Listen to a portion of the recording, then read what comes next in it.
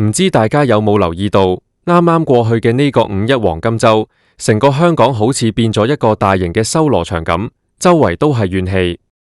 以前啲遊客嚟到香港，個個都話要去茶餐廳打卡，要食菠蘿油、飲凍奶茶，話呢啲先係最正宗嘅港式風味。但係今年呢個五一，網上排山倒海全部都係負評，無數嘅遊客集體崩潰，痛罵香港嘅茶餐廳貴到離譜，直情當佢哋係一條條水魚咁樣嚟劏。見到呢個場面，真心覺得如果我哋本地嘅飲食業再唔醒覺，再一意孤行咁樣做落去，真係死路一條。好多人可能會話，香港開一間茶餐廳，租金咁貴，人工又年年加，賣得貴少少係理所當然。但問題係，依家呢種貴已經完全超出了正常人可以接受嘅底線。你想象一下，一個普通嘅沙丁牛肉麵，配多一兩塊火腿，一隻煎到邊位窿窿地嘅荷包蛋，再加一杯普通到唔普通嘅凍奶茶，以前可能30-40蚊就有交易。但係到咗2024、2025呢2年，個價錢已經好似坐咗火箭咁直升。去到今年2026，你喺旺角、尖沙咀或者銅鑼灣呢啲遊客區入一間普通嘅茶餐廳，隨便嗌個所謂嘅常餐或者特餐，埋單計數竟然要成80-90蚊，甚至有啲鋪頭直情收你超過100蚊。100蚊食餐茶餐廳，到底買緊啲咩？如果佢真係全手工製作，食材係頂級牛肉，麵條用高湯慢火熬製，咁消費者俾得心甘情願。但偏偏呢啲收得貴一貴嘅茶餐廳，俾你嘅係大包裝嘅急凍肉，一淥就得嘅即食麵，仲有杯茶味淡到好似水一樣，奶味又唔夠嘅凍奶茶。當一個遊客滿懷期待咁入去，諗住體驗下香港本土嘅特色美食，結果換嚟嘅係一份成本可能得10零蚊，味道差到連屋企自己煮都不如嘅快餐，仲要俾人收成張紅衫魚咁多錢，佢點會唔崩潰？最令班遊客頂唔順嘅，除咗價錢貴之外，仲有香港茶餐廳嗰種好似貼錢買難受嘅服務態度。大家都知道，以前香港茶餐廳講求嘅係效率、節奏快，講求快手快腳，呢個係我哋本地嘅一種生活節奏。以前啲侍應雖然面窿窿，但至少手腳利落，唔會拖泥帶水。但係近年好多茶餐廳，一邊將個價錢加到不切實際，一邊個服務質素就跌到落谷底。一入到去，啲侍應好似你欠咗佢幾百萬咁，將份餐牌用力揈喺張台度。你坐低諗多2秒鐘食乜嘢，佢就喺隔籬喳喳叫，用充滿鄙視嘅眼神望住你，催你快啲落單。等個餐嚟到嘅時候，直情係用揈嘅方式放落張台度，啲湯汁濺到周圍都係，連一句唔該都冇。更誇張嘅係，有好多遊客反映，佢哋入到去，明明全間鋪頭都未坐滿，但侍應依然夾硬要佢哋同不認識嘅人搭台。如果你想坐得舒服少少，坐去一間無人嘅卡位，佢就會用好差嘅語氣同你講，嗰度要留俾4個人坐，叫你搬去同人逼。食到最後，你個口都未抹乾淨，杯奶茶都未飲完，個侍應已經行過來，一言不發咁將你個空碟收走，然後將張單用力塞喺你面前，個眼神就好似同你講緊，食完就快啲扯，唔好阻住我做下一單生意。這種接近趕客嘅服務體驗，去到五一高峰期嘅時候，更加係變本加厲。你要知道，依家呢個時代，大家賺錢都好艱難。內地嘅遊客過來香港消費，佢哋都做足功課。以前大家可能覺得內地人嚟香港就係盲目咁消費，買名牌、食大餐，唔睇價錢。但係呢幾年人哋嘅消費觀念已經完全變晒，講求嘅係性價比，講求嘅係體驗感。當佢哋發現自己喺深圳、喺廣州用幾十蚊人民幣就可以享受到5星級商場裏面環境好、有冷氣、侍應客客氣氣、出品又精緻嘅餐飲服務時，佢哋點解要專登坐高鐵過嚟香港？一出高鐵站就喺茶餐廳裏面受你氣，仲要俾你當水魚咁湯。好多內地遊客喺網上發文分享，佢哋話原本帶住對香港電影、港劇裏面嗰種人情味同煙火氣嘅憧憬過來，諗住去某些歷史悠久或者網紅嘅茶餐廳感受一下，結果一去到，發現排隊排足1個鐘，入到去被逼坐喺一個連轉身都困難嘅角落頭。餐牌上面普通一個乾炒牛河，竟然收緊95蚊港幣，再加杯凍檸茶要多25蚊。最過分嘅係，鋪頭裏面仲有各種各樣嘅隱藏收費，例如有些鋪頭會自動幫你上一杯熱茶，你以為係免費嘅，結果埋單嘅時候發現要收每位8蚊嘅茶位費。又或者你想將杯熱茶轉做凍飲，要加6蚊。更有甚者，五一期間有些鋪頭甚至直接宣布要加收10%甚至20%嘅所謂假期附加費。這些巧立名目嘅收費，對遊客嚟講，根本就係一種明目張膽嘅欺詐。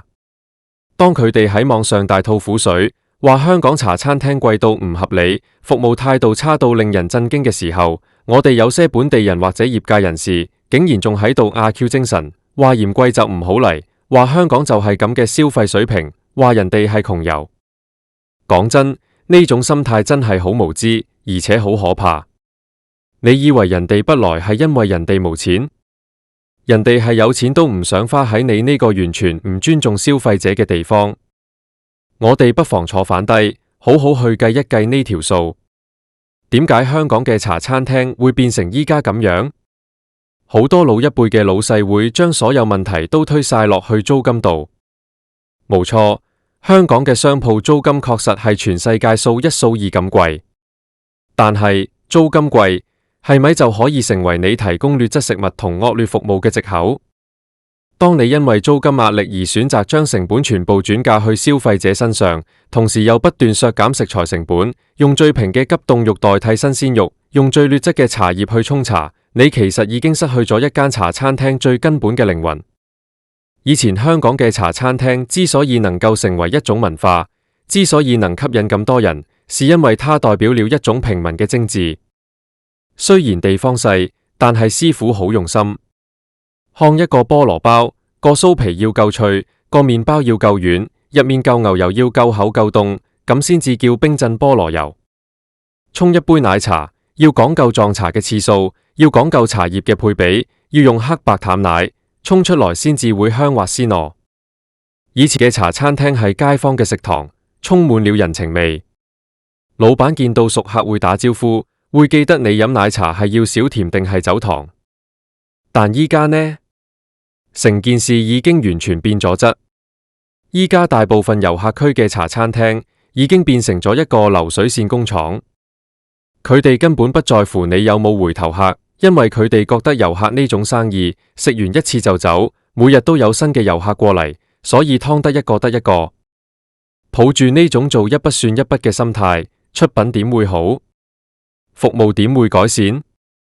於是大家就見到乾炒牛河無鑊氣，成碟嘢油淋淋，裏面的牛肉又韌又無味；西多士炸到過晒火，裏面黑麻麻，上面連牛油都唔捨得俾多嚿，但撻啲皮好似死實實咁，完全無層次。這種水準嘅嘢食，配上高昂嘅價錢，本地人一早已經頂唔順，紛紛選擇北上消費，或者留喺屋企煮。現在連最後一班對香港仲有一絲幻想，帶着情懷過來嘅遊客，都被呢種劣質嘅體驗徹底打醒。當呢班遊客回去之後，在小紅書、在大眾點評、在抖音上發佈一個又一個嘅避坑指南，告訴身邊所有人千萬不要去香港吃茶餐廳，真的會變得不幸嘅時候，香港飲食業嘅招牌其實就係咁樣被一塊一塊咁砸碎。